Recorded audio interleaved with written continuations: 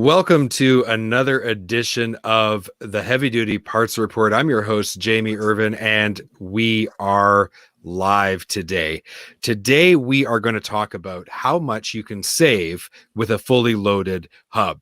Now, as always, we really appreciate it when you comment or ask questions, and you can do so by just coming to the comment section, either on YouTube, Facebook, or LinkedIn, and doing a comment, something like this. I forgot to load this up before we went live, so I'm just going to type it out and show you what I'm talking about if you are new to the show.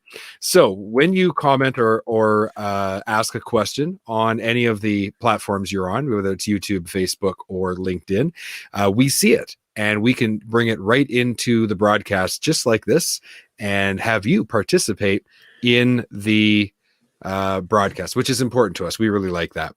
Now, one other thing that I wanted to talk about before we get into today's subject is, for those of you who don't know, the Heavy Duty Parts Report is the main event every week is our podcast, and that goes out on Mondays. So if you go over to heavydutypartsreport.com and you check out the podcast there, you'll be able to see the last 4 episodes that we've published right on the homepage. You can click the more episodes button, go back and see. We are bumping up to almost 100 episodes. We're going to hit the 100 episode mark next month. Very exciting. So there is lots of podcasts that you can listen to. The great thing about the way we've set it up as well is not only have we set it up so that you can listen or watch the YouTube version of it right on the website, but you can also go to the follow us button, and there we've listed a bunch of podcast players. We've got our YouTube link, our Facebook link, so you can find the show on whatever platform you like. A lot of people listen to it directly on the site, but a lot of people also have subscribed to the podcast player of their choice and or YouTube so that they get notified immediately and never miss out. Now, if you don't want to be on a podcast player or YouTube and you don't want to miss out, the best thing you can do is sign up to our email list. And that email list will, every week we send out an email to everyone showing them what the latest episode of the podcast is all about. And then there's just a link there. So lots of ways for you to follow the show, but that's the podcast. Today we are live, and we do this every Friday, 10 a.m. Mountain, 12 Eastern. And we like to talk about all kinds of subjects related to heavy duty parts and the trucking industry. So today we are going to talk about how much you can save with a fully loaded hub. But before that, let's just hear a message from our sponsor. Don't have a part number and need to look up a part? Diesel Parts is a cross-reference and parts lookup tool that makes it easier to identify parts than ever before. Go to parts.diesellaptops.com to create your free account. That's parts.diesellaptops.com. All right, so Diesel Parts, thanks so much for sponsoring today's episode. I'm going to bring in my guest, Taryn Hohenson. Taryn, welcome to the show. Oh, we got to remove that from the stream.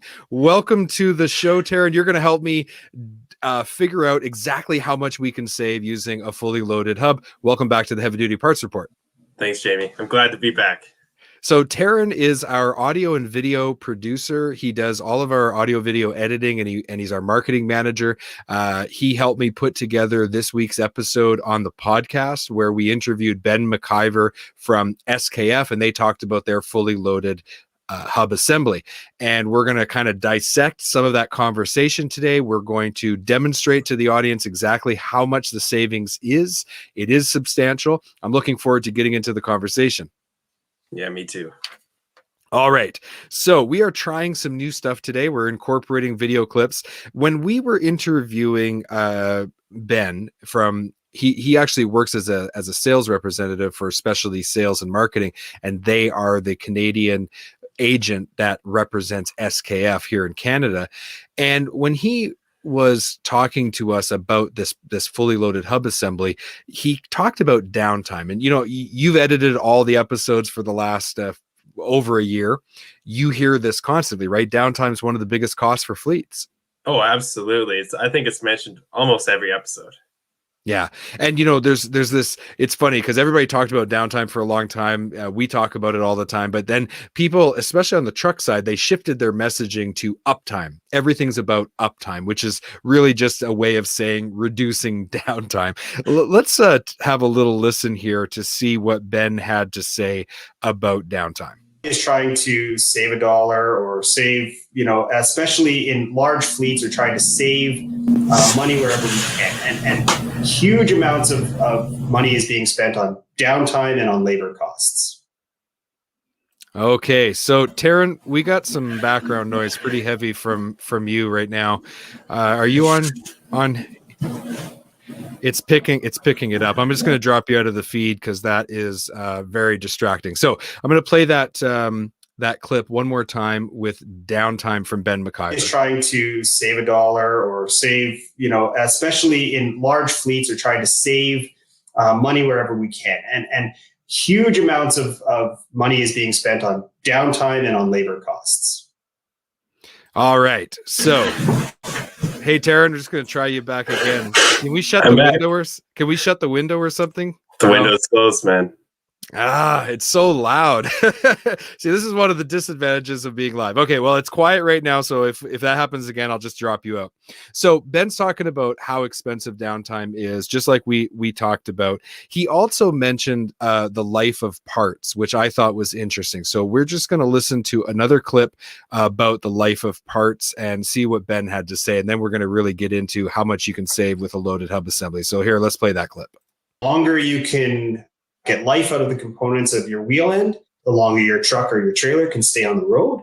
And the longer that happens, the less cost there is involved.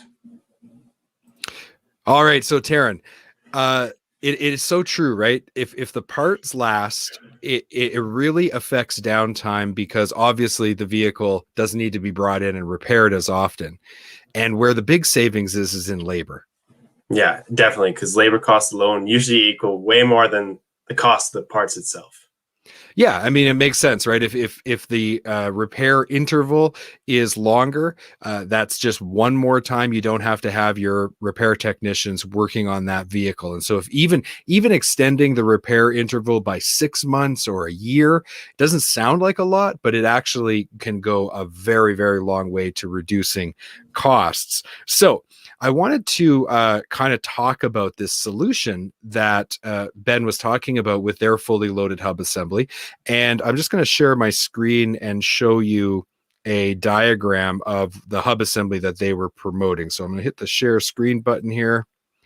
And let's take a look at this diagram. So you can see that on your screen, Taryn? Yep. Yeah, looks good.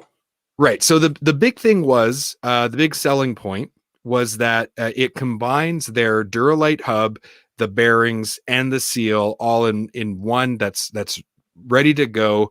And that's going to take a lot of the repair steps of rebuilding the hub when you buy all the parts individually. It's not really saving that much on parts, but it's the time that you don't have to spend tearing apart the hub assembly, rebuilding it. You just buy this. And I think the expression he used was from the box right to the spindle. Yeah, exactly. And as you can see in that diagram, it is just one complete part. So you don't have to spend all that time putting it all together after you order each individual part. All you have to do is order this whole hub assembly and you just put it right on. That's the beauty of it. Right. Now, there was one difference between this hub assembly and what they call a preset hub. So it doesn't have that preset cone. So you actually do have to, once you install it, dial it in. But there is some advantages to that because downstream, if it requires any maintenance, there's more room for the technician to maintain that hub and to adjust things as things wear and need to be adjusted. One of the things that really jumped out at me with this was the 5-year warranty when you put this hub assembly on and you put all these parts together, getting their top of the line wheel seal, getting the Duralite hub, which is stronger than iron and lighter than aluminum and doesn't have some of the maintenance issues that aluminum hubs have. And then, of course, learning that they had acquired Hyatt bearings and that Hyatt is an OEM North American wheel end manufacturer. So all of that stood out to me as being like, yes, this is a legitimate option that can be used by fleets, and this is a trailer hub application. Yeah, when you buy it, you know you're getting top line parts. That's the most important part. Yeah, and that OE fit, putting that high quality part back on, getting the extended warranty on the entire hub assembly, all of those things just to me sounded like those are solutions that every fleet and every independent repair shop should be offering their customers. Yeah, definitely. Okay, so the question really then is like, how much can you actually save? So I'm gonna share my screen here, and I'm gonna bring up another image that we've got ready to go. So can you see the value of rebuild versus replace and that diagram? Yep. So this was actually, could you hide that? How much can you save with a fully loaded hub? Can you hide that little how much ribbon at the bottom? Oh yeah, sure. I didn't realize that was still displaying. Let me just shut that off. There, that'll show the bottom. There, is that better? Much better. Okay, so the big thing I remember Ben saying is that how many steps there are to rebuilding a hub, and it's a lot, right? A lot of steps. When you're replacing it with a fully loaded hub assembly, you cut that down to 7 steps. And one of the things that's interesting is this cost calculator that they've provided, but the cost to replace the hub comes in at $467, and that total savings then, when you look at labor, is $219, and this is per wheel, like per wheel end.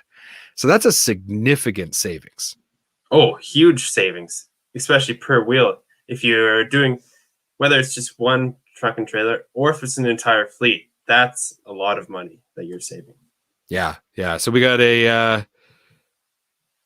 a question here from Ashwin. Says, what about oil seal leakages? So I'm wondering if Ashwin is asking this because of the type of seal that this Duralite hub assembly that SKF is offering is using. It's a one piece, what they kind of call a one piece, where it's installed by hand. You don't need any special tooling. There's a 2-piece seal that's more used. It's been used for just decades, and it's a very, very robust seal. It's well known for being able to last in really tough environments like the ones that we live in northern Canada in the oil field. But Ashwin also might be referring to just about the warranty coverage about oil seal leakages. And what we can do, Ashwin, is we don't want to speak on behalf of SKF. So what we can do is we can have Ben reach out to you directly and talk to you about that. Okay, so he's giving us a little bit more information. Stemco EPDM 1-piece seal versus the Scott Seal Extreme. So this is an SKF hub that we're talking about. So if you buy the fully loaded hub, it comes with the CR seal, and it is all a complete unit. And so to get that 5-year warranty, you have to use all those parts. If you start mixing parts, you're going to compromise that 5-year warranty. And it looks like we answered his questions. Super, many thanks. So glad that you are tuning in today, Ashwin, and I'm glad that we were able to answer your question. I would love to do a side-by-side comparison of wheel seals because there's so many on the market. And Ashwin, if you're still watching right now, look for a future episode where we'll do a breakdown and comparison of what's on the market. But again, the savings of $219 per wheel end. When you start to think about fleets that have 100 units, 500 units, 1,000 units, 4,000 units, 10,000 units, this dollar amount per wheel and is just the way that has to kind of scale across the fleet is huge. Oh, it's huge. And not only that, as in that chart, it's factored in the downtime costs, but that's just huge. The amount of time that you spend in downtime, if you don't go this route, is tremendously large compared to if you buy the full wheel seal kit. It's true. Yeah. So if you're buying all the individual parts and you're rebuilding it, that's time technicians are spending doing that by using the hub. So you save that $219. You've got less downtime, but then you also free up your technicians to go work on other projects and to fix other equipment. And so this has this kind of like exponential effect as it rolls through the entire fleet, because as more technicians are spending, less time on this, they're spending more time on fixing other things. You're getting the turnaround, and now you're lowering downtime in multiple places. So overall, the Heavy Duty Parts Report gives these fully loaded hub assemblies a big thumbs up. We think it's a great idea. Of course, you have to decide which manufacturer you want to go with, and as Ben brought out, right? There are preset hubs out on the marketplace. Those are available. They come with some advantages and disadvantages. Their fully loaded assembly comes with advantages and disadvantages, and of course, you have to make a decision on what parts you want to use. But loaded hub assemblies are definitely a way to go. One last thing I wanted to just swing back around. The Duralite hub thing was really interesting to me. The traditional, really old school iron hubs, but the disadvantages of the aluminum. And he talked about the disassembly of an aluminum hub and having to like preheat that to a specific temperature and have an even heat. That was fascinating to me. Oh yeah, I thought that was really cool. And the fact that it's lighter than aluminum, but stronger than iron. It's like the best of both, right? Yeah, the ductile strength of that Duralite hub being stronger than iron and lighter than aluminum, and not having to worry as much about that heating issue when disassembly, because no matter what part, anybody that's been in trucking for any length of time knows, right? Things break down over time, no matter what you do, and really it's just about mitigating those costs and trying to reduce the amount of downtime to the maximum amount possible, but it's never going to be 100%. So that's something to think about too. Like after that 5-year warranty is up, if there is any servicing that needs to be done, the Duralite hub will be easier to service than an aluminum hub with those heating issues. So I thought that was kind of interesting. All right. So Ashwin, he says, absolutely. I'm taking care of material cost program of a Japanese trucks. I'm okay to be contacted for all parts of medium and heavy duty trucks. So that sounds good. We'll get Ben to reach out to you, Ashwin. Ashwin, do me a favor. Go over to my email, jamie@heavydutypartsreport.com. So it's spelled JAMIE at heavydutypartsreport.com. Shoot me an email and I will make sure you get in touch with Ben. All right, sir. So, Taryn, another live episode is down. We tried a few new things today. Hopefully people enjoyed the program, and we will get better as time goes on. Thanks for being on the show. Thanks for having me, Jamie. All right. So this brings another edition of our live program to an end. As I mentioned at the outset of the episode, go over to heavydutypartsreport.com and check out our podcast. Make sure you subscribe either on YouTube or on a podcast player of your choice. And if you're not a fan of either of those options, you can always sign up to our email list, and I'll make sure every week you get one email from us showing you what the latest episode is. I hope that everyone has had a good week and that you have a great weekend. We'll talk to you next week. Bye-bye.